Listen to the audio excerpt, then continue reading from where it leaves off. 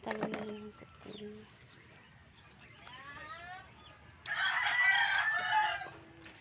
Gagawa tayong dinuguan guys. Ngayon, ito yung ating sangkap. Meron tayong bawang, laboyo, at saka siling green, sibuyas. Dugo ng manok. Ayan guys. Yung kinakatay kanina guys. Ayan.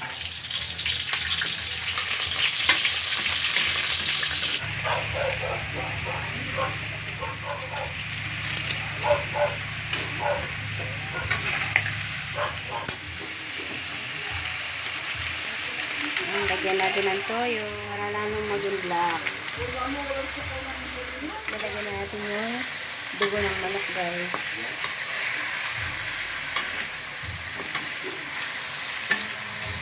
Pinalambot na yung manok. Luto na siya guys. So, ngayon lagyan natin yung dugo.